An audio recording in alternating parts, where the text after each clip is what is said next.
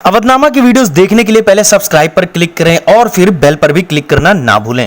गोरखपुर विश्वविद्यालय के छात्र नेता मनीष ओझा के नेतृत्व में प्रशासनिक भवन पर एक दिवसीय धरना दिया गया। मनीष ओझा ने कहा कि कई विश्वविद्यालयों में स्नातक के प्रथम व द्वितीय वर्ष के छात्र छात्राओं को उनकी अगली कक्षाओं में प्रोन्नत कर दिया गया, परंतु गोरखपुर विश्वविद्यालय के कुलपति छात्र छात्राओं की जिंदगी के साथ खिलवाड़ कर रहे हैं। इस वैश्विक महामारी में परीक्षा का आयोजन घातक होगा। मनीष ओझा ने कहा कि छात्र छात्राओं की जिंदगी प्यारी है, फिर पढ़ाई जब जिंदगी नहीं होगी तो पढ़ाई का क्या मतलब है। कुलपति जी तत्काल स्नातक के प्रथम व द्वितीय वर्ष के छात्र छात्राओं को उनकी अगली कक्षाओं में प्रोन्नत किया जाए। प्रयागराज में समाजवादी पार्टी के वरिष्ठ नेता और पूर्व महानगर अध्यक्ष पप्पू लाल निषाद ने भाजपा की केंद्र एवं प्रदेश सरकार को पिछड़ा एवं दलित विरोधी बताते हुए कहा कि जब से भाजपा सत्ता में आई है, पिछड़ों एवं समाज के कमजोर वर्गों के हितों की अनदेखी कर रही है। सपा के जिला कार्यालय जॉर्ज टाउन में समाजवादी पिछड़ा वर्ग प्रकोष्ठ के नवनियुक्त पदाधिकारियों के स्वागत समारोह के दौरान अपने विचार व्यक्त करते हुए सपा नेता ने कहा कि सरकारी नौकरियों में आरक्षण के साथ छेड़छाड़, छात्रों की छात्रवृत्ति, शादियों में निदान आदि को रोककर भाजपा ने हक मारने का काम किया है। सिद्धार्थनगर में समाजवादी पार्टी युवजन सभा के प्रदेश उपाध्यक्ष कमाल अहमद खान ने प्रमुख सचिव नगर विकास दीपक कुमार से पत्र के माध्यम से मिलकर बताया कि कोरोना वायरस के कारण पूरे देश में लॉकडाउन लगा दिया गया था, जिसके चलते दूसरे राज्यों से काम करने आने वाले लोगों का कामकाज ठप हो गया और मजदूरों को घर वापसी करना पड़ा। ऐसे में उनके परिवार के लोगों को भुखमरी का सामना करना पड़ रहा है। इन्हीं समस्याओं से निजात दिलाने के लिए प्रवासी मजदूरों को उनके ही जिले में रोजगार उपलब्ध कराने की मांग की।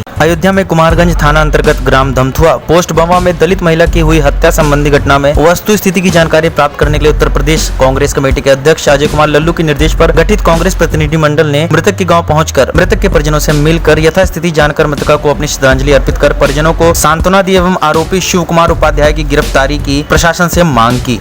लखीमपुर खीरी में जिलाधिकारी शैलेंद्र कुमार सिंह और पुलिस अधीक्षक पूनम ने गोला गोकर्णनाथ पहुंचकर शिव मंदिर कमेटी के साथ बैठक की और कोविड संक्रमण महामारी को देखते हुए सावन मास को विषय लेकर अहम बिंदुओं पर गहन चर्चा हुई। बैठक में यह तय हुआ कि सावन मास के प्रत्येक सोमवार को छोटी काशी गोला गोकर्णनाथ के शिव मंदिर के कपाट श्रद्धालुओं के लिए पूरी तरह से बंद रहेंगे और सावन मास में मेले के आयोजन पर भी पूरी तरीके से रोक रहेगी। भारतीय जनता पार्टी सोनभद्र के जिला मंत्री अजीत रावत द्वारा विधानसभा रॉबर्ट्सगंज में सदर मंडल के बूथ संख्या 21 राजा शारदा महेश इंटर कॉलेज पर मुखर्जी जी को याद किया गया। हिंदुस्तान में एक देश में दो विधान, दो निशान, दो प्रधान नहीं चलेंगे का नारा देकर जम्मू कश्मीर के सर्वांगीण विकास हेतु धारा 370 और 35A को समाप्त करने की प्रेरणा का बीजारोपण करने वाले जनसंघ के संस्थापक डॉक्टर श्यामा प्रसाद मुखर्जी के बलिदान दिवस पर उन्हें नमन किया गया। देवबंद में भारतीय युवा एकता मंच द्वारा सम्मान कार्यक्रम का आयोजन कर कोरोना काल में सेवा प्रदान करने वाले अध्यापकों के अलावा नगर के पशु पक्षी प्रेमी अरशद सिद्दीकी को कोरोना सेवक सम्मान से सम्मानित किया गया। कोरोना सेवक सम्मान खंड शिक्षा अधिकारी डॉक्टर प्रभात कुमार के द्वारा दिया गया। गुवाहाटी जेल में बंद देशद्रोह के आरोपित शर्जील इमाम को अलीगढ़ लाने के लिए फिर से कोर्ट के जरिए रिमाइंडर भेजा गया है। पुलिस ने गुवाहाटी जेल में बी वारंट दाखिल किया है, जिस पर 6 जुलाई को कोर्ट ने शर्जील को तलब किया है। आजमगढ़ में सार्वजनिक भूमि पर अवैध निर्माण की शिकायत करने पहुंचे पीड़ित को अहरौला इंस्पेक्टर ने डांटकर भगा दिया। पीड़ित व्यक्ति ने मुख्यमंत्री, डीआईजी, मंडलायुक्त एवं पुलिस अधीक्षक को पत्र लिखकर शिकायत की है।